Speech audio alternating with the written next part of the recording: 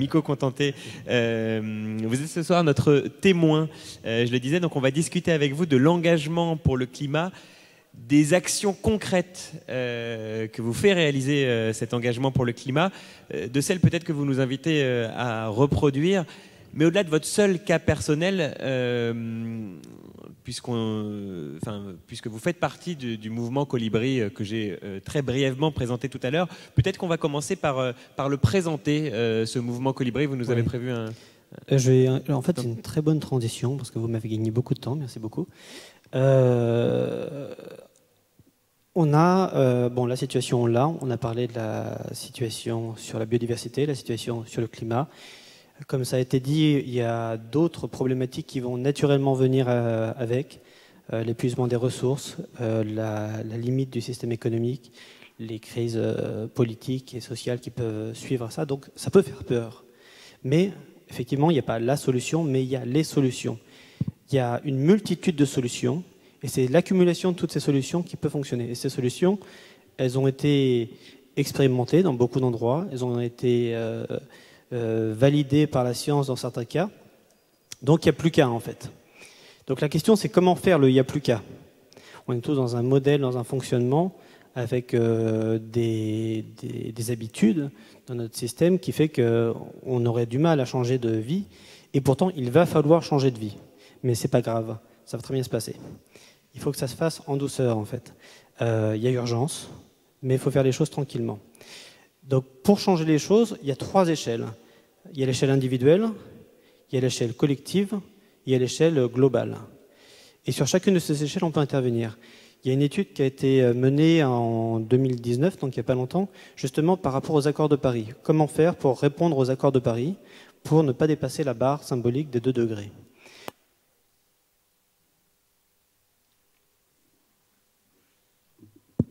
Super, ça marche. Je suis censuré.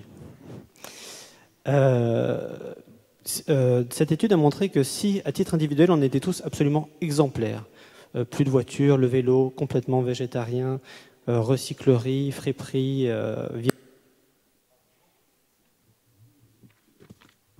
Alors on a peut-être le micro des questions du public, non, sinon bon. à vous donner. Non, c'est bon. Oui, voilà. Ouais. C'est ça. Merci. Donc, si on veut être exemplaire, ça n'impactera que 25% de la solution pour atteindre les 2 degrés. Donc, c'est pas assez. Le reste, c'est de l'investissement et c'est du changement radical de société, de modèle économique, de politique. Mais rassurez-vous, sur ces aspects-là aussi, on a tous possibilité de faire quelque chose. On a la chance de vivre en démocratie.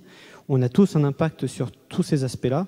Et en fait, en tant que une des philosophies du mouvement Colibri, c'est de dire qu'on a le pouvoir d'agir, quelle que soit l'échelle. Et on peut agir à titre individuel, mais on peut, une fois qu'on constate les limites de l'individu, passer au collectif. Et le collectif peut être inspirant pour passer au global et motiver la plupart des personnes à agir, à trouver des solutions. Comment je vais le faire ?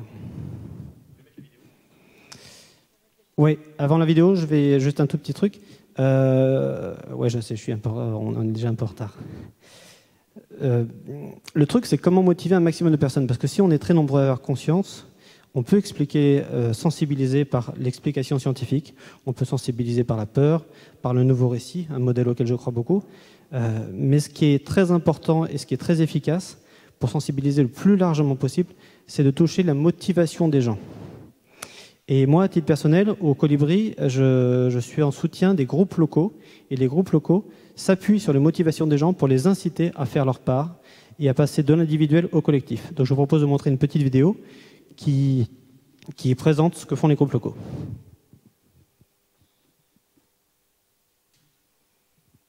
Son projet, à trouver un terrain et à motiver.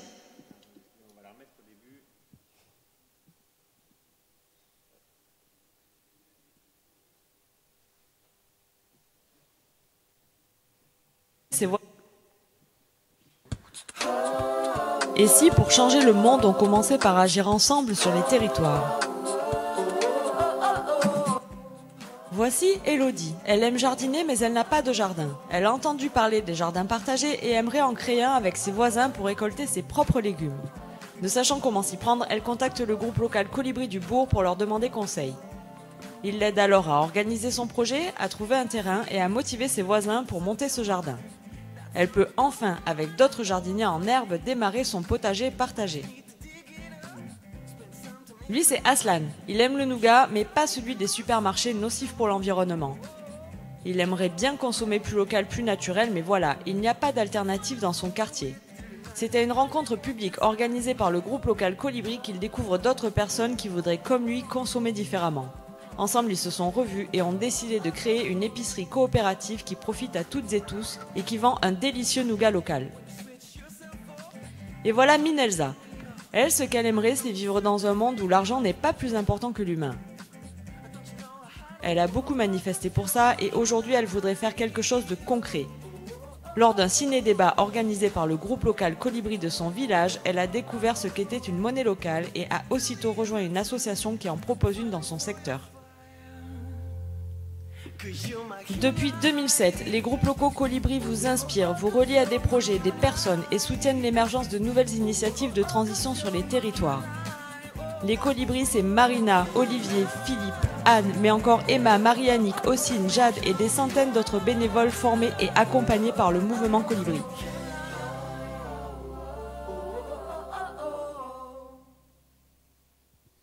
Et Donc, c'est un des modèles d'action. Notre modèle d'action, c'est de partir des motivations des gens pour commencer progressivement, pas à pas, à changer les territoires, à faire évoluer les territoires. Et vous allez me dire, c'est pas assez. C'est vrai, c'est pas assez, mais on peut pas être partout. Donc en fait, nous, on a fait le choix de ce type de transition, mais on est en soutien et en fait, on a besoin de tout. Je veux bien qu'on mette la slide suivante. Donc de passer par la case réemploi, nickel. On se rend compte que 90% des objets qui passent... Je crois que c'est une vidéo qui s'est lancée, c'est ça.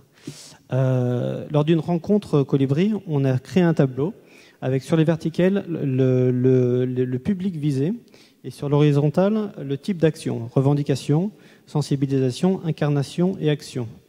Et on a demandé aux Colibri qui étaient présents de placer toutes les associations de transition écologique qu'ils connaissaient. Et ça a créé des nuages. Donc ces nuages, c'est ceux-là. On a des mouvements qui sont dans leur revendication politique, qui s'adressent au gouvernement, et qui, les manifestations, XR, Greenpeace, c'est des mouvements dans ce type-là. Il y a des associations locales de défense de l'environnement qui essaient de protéger localement ce qui se fait.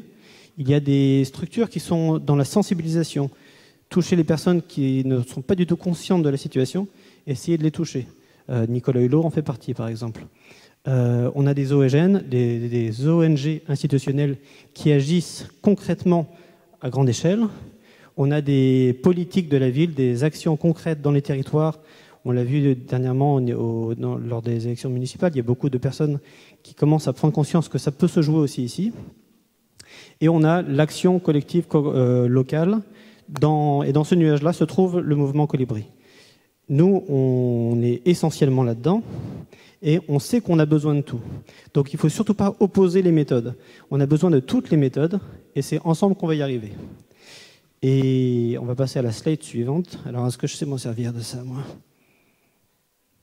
Non. Là, voilà. Donc, ce qu'on voudrait faire, c'est aider les gens à cheminer.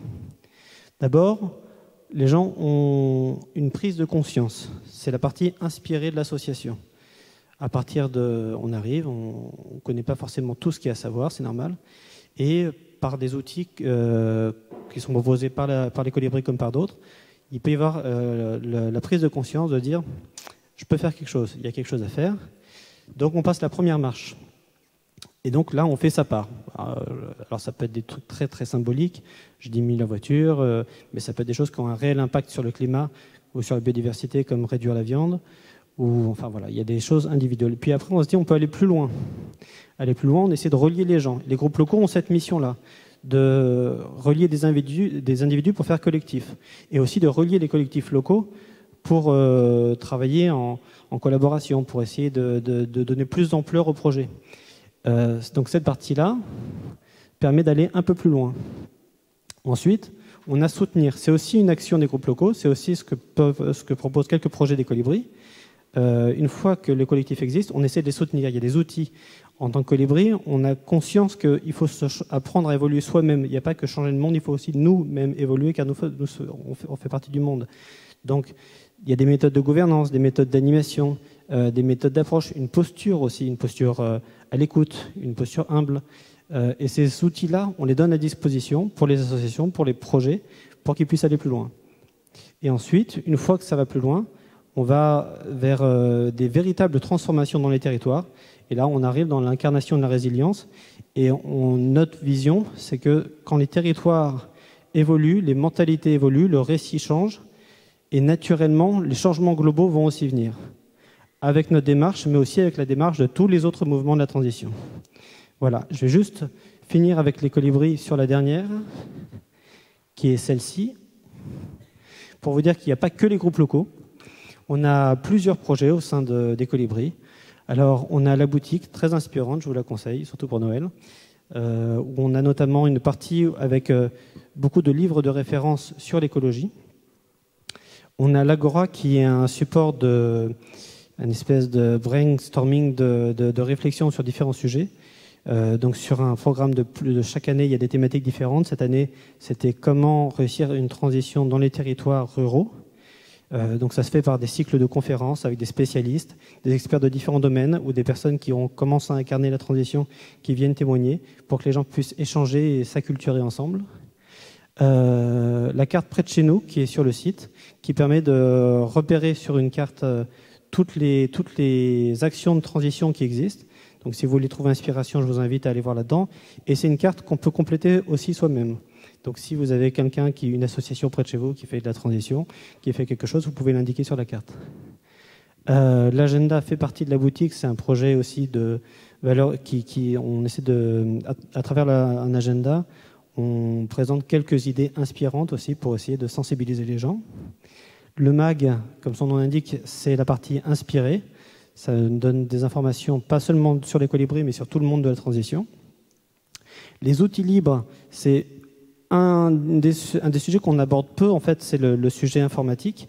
Il y a des solutions contre les GAFAM, ou au lieu de dire contre, alternatives aux GAFAM, qui permettent de voir Internet différemment. Donc il existe des outils qui sont open source, qui permettent de naviguer sur Internet en protégeant ses données, en respectant davantage l'écologie et éventuellement en s'adressant à des gens qui payent leurs impôts. Voilà. La fabrique, c'est un endroit du site où on peut, si on a un projet, présenter son projet, dire j'ai besoin d'aide financière, j'ai besoin de soutien technique, j'ai besoin d'aide pratique, j'ai besoin de bénévoles. Et si on a envie d'aider, on peut aller se promener sur la fabrique et se dire, ben voilà, il y a tel projet pas loin de chez moi, je peux l'aider, je peux le soutenir, et on rentre en contact, et c'est comme ça que ça avance. Et enfin, l'université qui propose des formations en ligne gratuites sur différentes thématiques. Notamment, l'an dernier, il y a eu une formation sur le zéro déchet, une formation aussi sur la permaculture, sur la démocratie, il y a aussi des mini-formations qu'on appelle des parcours sur les monnaies locales, sur la démocratie locale, sur le municipalisme. Donc vous trouvez aussi pas mal d'informations là-dedans et ça permet à travers ce petit cycle de formation de mieux maîtriser un domaine pour ensuite pouvoir le mettre en pratique dans son territoire. Je crois que j'ai fait le tour pour les colibris. Merci beaucoup. Alors merci Miko, contenté.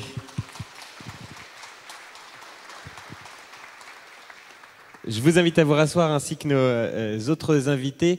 Avant de passer à un petit moment de questions et vraiment je m'adresse à vous parce qu'encore une fois c'est toujours un moment intéressant et quelles que soient les questions et vous connaissez la formule mais voilà il n'y a évidemment pas de questions bêtes parce que chaque question qui peut se poser à chacun d'entre nous, elle est forcément partagée par quelqu'un d'autre. Et quand bien même s'il n'est pas dans la salle, c'est qu'il est sur Internet et il se pose une question aussi. Donc on vous remercie par avance pour vos questions et vos témoignages aussi. Ça nous intéresse tout autant. peut-être juste avant, un mot par rapport à ce qu'on vient d'entendre, Miko Contenté. J'ai vraiment écrit Mika Contenté partout sur mes fiches, donc voilà, il faut que je me concentre.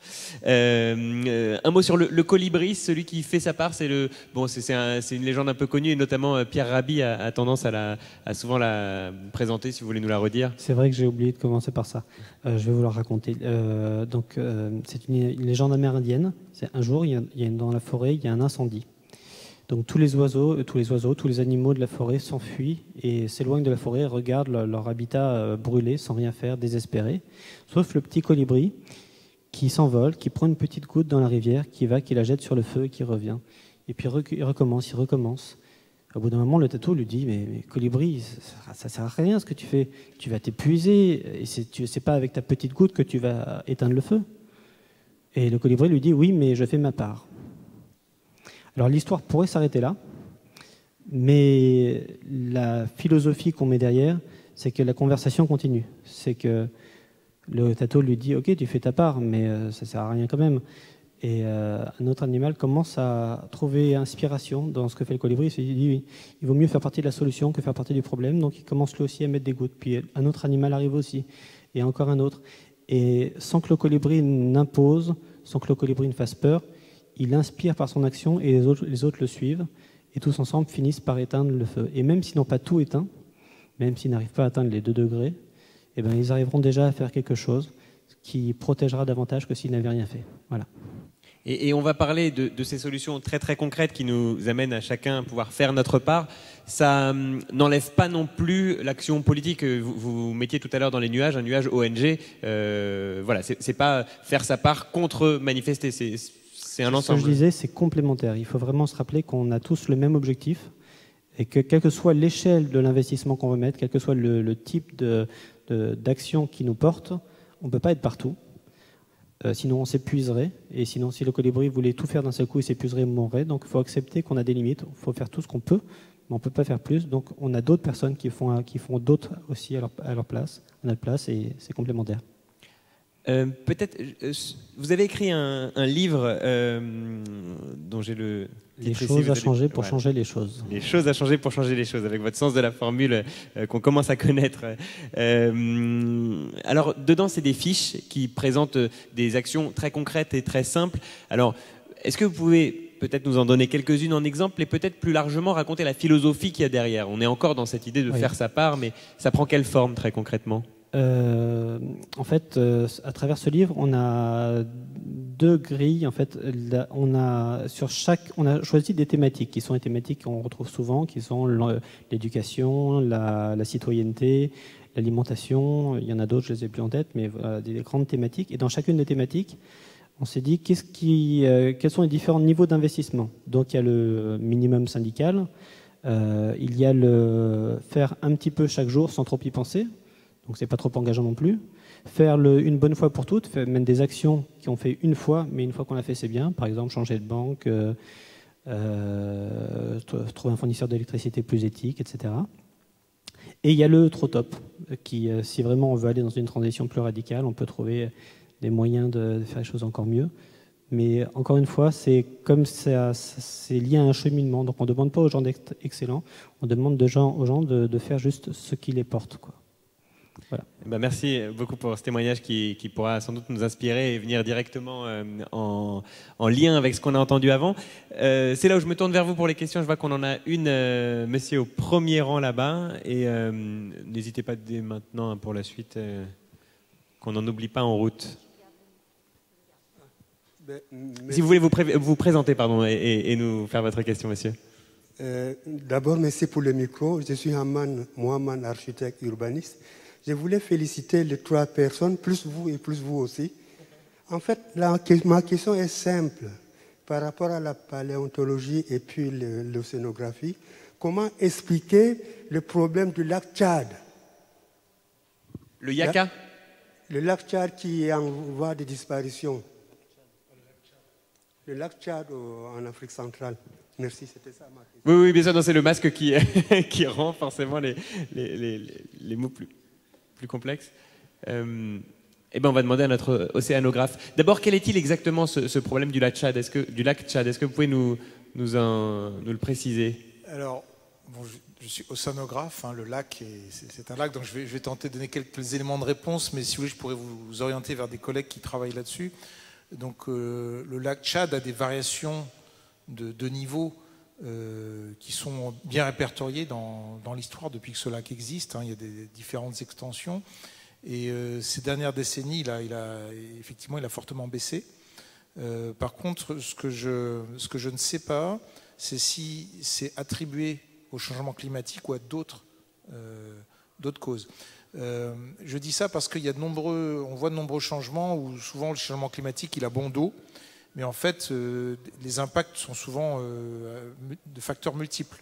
C'est pas un seul facteur. Donc dans le cas du lac Tchad, je ne saurais pas vous dire.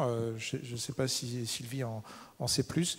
Mais si ça vous intéresse d'en savoir plus, prenez contact et je vous orienterai vers des collègues qui travaillent dessus. Donc, Et Éric Guilliardi, ça vous semble important de ne pas tout attribuer non plus au changement climatique, de ne pas par envie de montrer l'urgence, la crainte qu'on peut avoir de ce qui peut se passer, ça vous semble important de bien mettre quand même des barrières, ne pas tout attribuer non plus?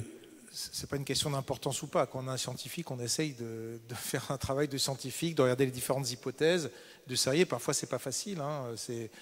Quand on voit des espèces de poissons qui disparaissent ou il y en a moins, est-ce que c'est la surpêche? Est-ce que c'est les pollutions? Est-ce que c'est le changement climatique? Souvent, c'est une combinaison du trois, mais faire la part des choses, ça demande énormément de travail scientifique pour le comprendre. Hein. Oui, je pense que la deuxième partie de votre question, c'est ce qu'il faut faire peur pour agir. Moi, je suis convaincu que non. Mais bon, là, je ne suis pas du tout psychologue, sociologue. Là, c'est le citoyen qui parle. Hein, donc, c'est pour ça que, pas ma virulence, mais ma réaction face au mot urgence climatique et collapsologie, pour moi, ça fige l'action autant que l'époque de ceux qui niaient qu'il se passait quelque chose. Donc ceux que j'appelle les négateurs ou les autoproclamés climato-sceptiques. Donc c'est ni l'un ni l'autre, c'est pas la fin du monde ou rien du tout. C'est quelque chose dont il faut qu'on s'en empare. Alors il faut le faire à la vitesse de nos sociétés. Hein. Ça prend du temps, tout ce travail que décrivait Nico. Voilà, il faut prendre le temps de se connaître, de réfléchir, de dire tiens, je peux faire ça aussi. Donc c'est vrai qu'on peut avoir un peu d'impatience, se dire oh là là, ça va pas assez vite, mais il faut savoir qu'est-ce qui est le plus important. On pourrait décider, il y a des scénarios de dictature verte où on dit voilà, hop, tout le monde, on décide que il y a une façon de vivre, mais non. C'est ce que j'ai dit tout à l'heure. Chacun a des valeurs et c'est de discuter ensemble de ces valeurs.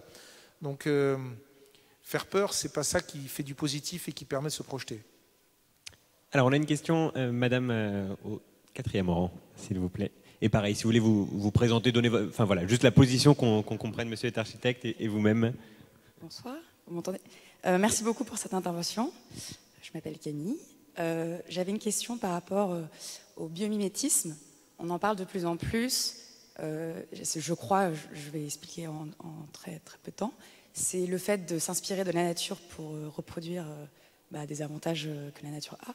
Vous qui avez une connaissance infinie, clairement, par rapport à moi, sur cette histoire et cette nature, quelle est votre inspiration pour nous donner envie d'agir? Pardon Camille, est-ce que vous êtes architecte par hasard ou pas du tout? Non. D'accord, non, parce qu'on a beaucoup d'architectes souvent ici étant au pavillon de l'Arsenal, et dans l'architecture, il y a un vrai courant de biomimétisme, et je me suis dit c'était peut-être voilà, dans la continuité de tout ça. Enfin voilà. Et vous êtes, pardon, vous êtes en marketing, d'accord, donc ça n'apporte pas forcément quelque chose à la question, mais je me suis dit que c'était peut-être... pardon, excusez-moi de cette indiscrétion. Alors, qui de vous trois veut répondre? Miko Contente, peut-être? C'est mon domaine, mais je peux quand même dire quelque chose. J'ai assisté hier à une conférence sur la biodiversité qui parlait qu'il y avait la même... on se retrouvait sur le fait qu'il fallait toucher les gens par leur motivation. Et le biomimétisme peut être une motivation supplémentaire pour les gens qui n'ont pas la fibre écolo de protéger la biodiversité. La biodiversité, c'est une bibliothèque extraordinaire Et si on nuit à cette bibliothèque, c'est toute une partie de la science qu'on va perdre. Et si on peut motiver les personnes en disant que protéger la biodiversité, c'est s'ouvrir à des nouvelles découvertes, ça peut être un plus. Voilà, je ne sais pas si ça répond à la question, mais j'apporte ma bille. Peut-être essayer bon, moi, je ne suis pas du tout expert de biologie, de biomimétisme, mais j'ai vu des exemples, hein, comme chacun d'entre nous, sur les coques de navires, ou voilà, un certain nombre de faire des coques de navires qui ressemblent à des peaux de requin pour qu'il y ait moins de traînées.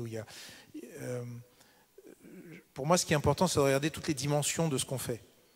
Ce n'est pas parce que ça va être estampillé biomimétisme que forcément ça va résoudre plein de problèmes. Il peut y avoir des effets cachés secondaires.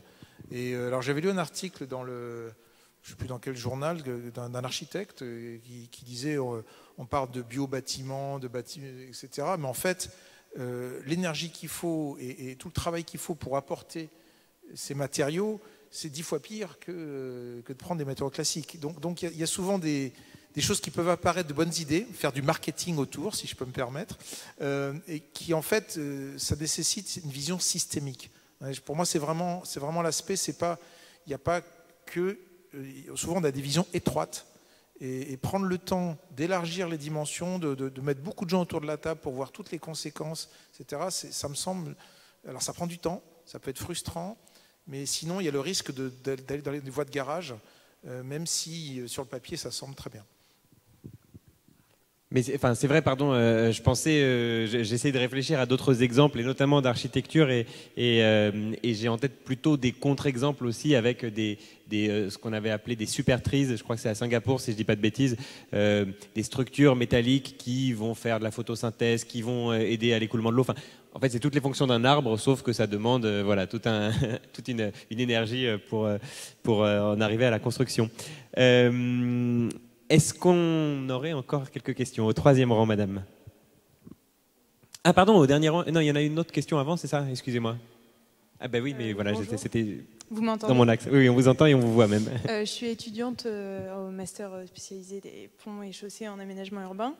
Et je me demandais, est-ce que dans le corps scientifique, mais c'est peut-être plus les géologues qui s'attellent à cette question, mais est-ce qu'on reconnaît l'anthropocène comme... c'est-à-dire l'impact de l'homme comme l'homme impactant sur la géologie comme une réalité scientifique, ou c'est simplement... Ce terme, c'est vrai que c'est un terme qui est questionné, le terme anthropocène. Est-ce que vous pouvez d'abord juste nous le définir? Alors donc, je vous ai parlé des étages géologiques. Alors par définition, un étage, il y a un début, il y a une fin. Alors le débat sur l'anthropocène, c'est vraiment une prise de tête récurrente. Dans tous les congrès de stratigraphie, on parle d'anthropocène. Donc effectivement, ce serait un étage géologique qui commencerait avec l'apparition de l'homme. Alors jusqu'à preuve du contraire, on n'est pas disparu. Donc nous, on est un courant à dire l'anthropocène, ça n'existe pas. Voilà. Mais il y a des gens qui défendent... Bon, alors après, est-ce que ça fait un référentiel de temps? Est-ce que ça change quelque chose? Mais je ne suis pas sûre que nous ayons un impact quelconque sur la géologie. C'est-à-dire la géologie, c'est vraiment ce qu'il y a en dessous du sol. C'est-à-dire c'est les roches, c'est les sédiments qui se transforment. Donc, j'allais dire, c'est un faux étage. Mais c'est très personnel. Hein. Comme je disais, il y a vraiment un débat. On est la moitié pour, moitié contre. Mais en tant que géologue de formation, non, pas pour moi. Et pardon, juste j'ai une question très très prosaïque qui suit la vôtre avant de vous laisser la parole, madame. Pour ce qui est de l'impact de l'homme, je pense qu'on en est bien convaincu après avoir entendu tout ça, mais c'est encore effectivement parfois remis en question. Là, vous êtes absolument certaine de dire que tout ce qu'on voit, c'est effectivement un impact humain.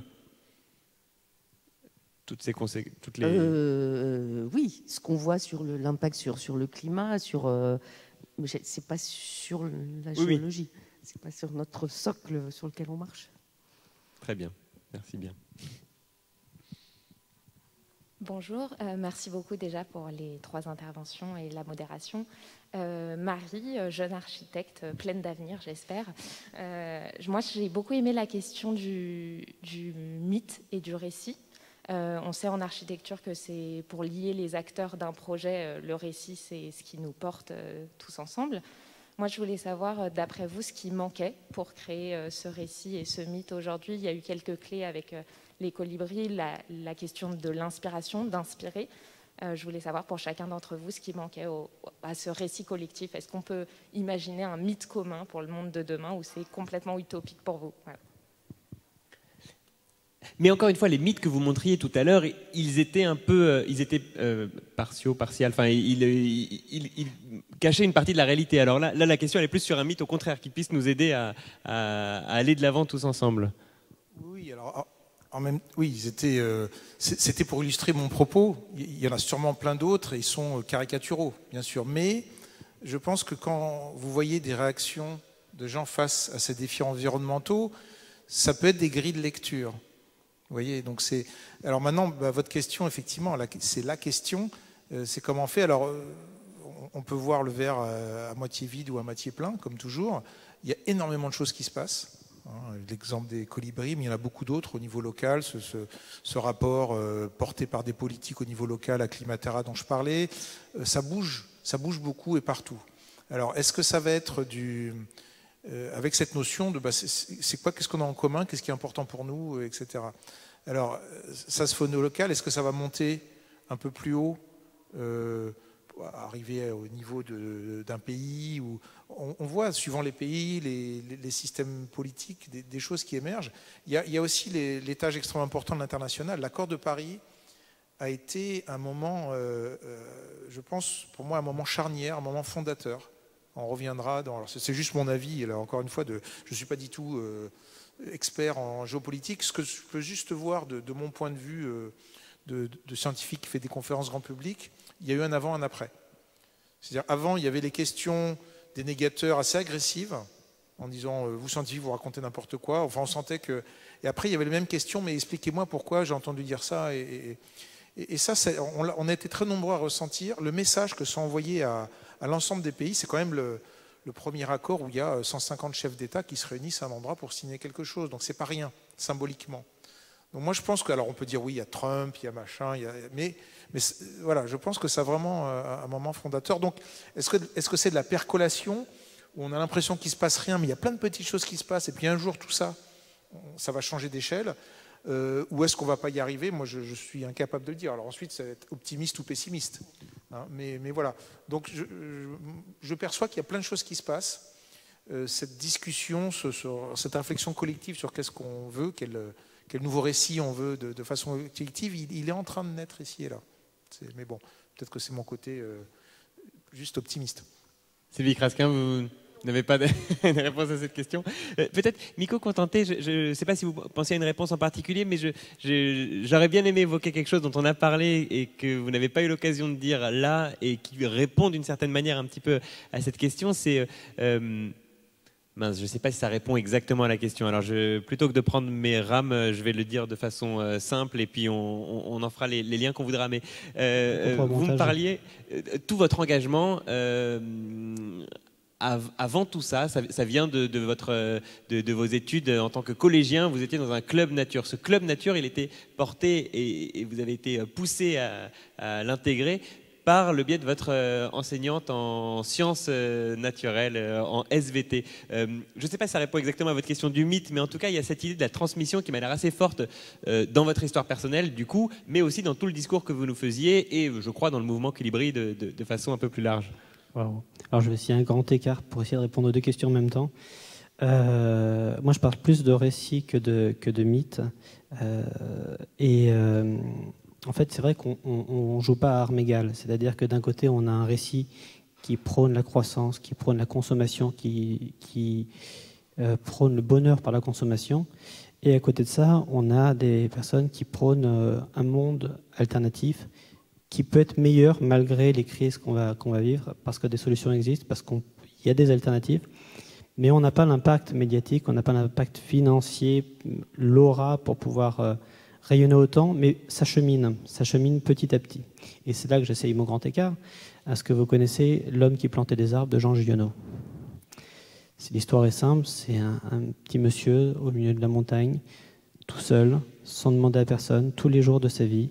Il ramasse des glands, il plante des arbres. Et il plante petit à petit. Il il connaît personne, il ne le fait pas pour d'autres personnes. Et ces arbres vont grandir sans lui. Et après sa mort, la vallée qui était sèche, déserte et invivable est devenue une forêt luxuriante grâce à lui. La dame que j'ai rencontrée quand j'étais enfant faisait partie de cette espèce-là. C'est des personnes qui discrètement plantent des arbres. Et même si on ne verra pas l'arbre pousser, même si on n'a aucune certitude que ça va marcher, petit à petit, par des petites choses positives, c'est très important ça. Je ne suis pas du tout dans l'écologie punitive, il faut vraiment donner envie. Et honnêtement, planter des arbres, c'est un vrai bonheur. Moi, je fais ça dès que je peux dans le week-end. C'est vraiment, c'est quelque chose qui nous dépasse. Bon, ça, c'est pour le symbole. Mais les actions positives construisent un nouveau récit. Et même si on ne voit pas l'impact, l'impact existe. Et il existera, il nous dépassera. Voilà. On a un peu dépassé le temps, je suis désolé, on ne va pas pouvoir prendre de nouvelles questions et en plus on a une conclusion tellement belle que j'aimerais bien qu'on s'arrête là-dessus si vous le voulez bien. Et c'est là aussi où vous autres ici, vous avez un avantage sur ceux qui nous regardent en ligne, c'est que vous avez le droit, en respectant des distances, etc., de venir aussi interroger nos intervenants dans les minutes qui suivent. En tout cas, merci beaucoup d'abord Miko Kotanté pour cette superbe conclusion et plus largement pour vos interventions à tous les trois. Donc Miko Kotanté, Eric Guiliardi et Sylvie Crasquin. Merci à tous d'être venus ici ou de nous suivre sur les réseaux sociaux et sur le site web du CAE de Paris. Merci au pavillon de l'Arsenal qui nous a accueillis et notamment à toute l'équipe technique qui est en charge aussi bien du son. Il y a beaucoup de monde pour faire comme ça une discussion qui puisse être à la fois filmée. D'abord, il y a une projection, il y a les gens au son, il y a les gens à la technique. Il y a tellement de monde que du coup, je n'ai pas les noms de tout le monde. Donc, je remercie dans l'ensemble l'équipe technique et le CAE de Paris à titre personnel qui m'a aidé à préparer cette soirée. Laurence Dufort, Clémence Bourdier et Charlotte Van Desburg. On se retrouve le mois prochain, le 12 novembre, pour la prochaine petite leçon de ville autour de la thématique « Préserver nos ressources ». Très bonne soirée à tous. Merci beaucoup.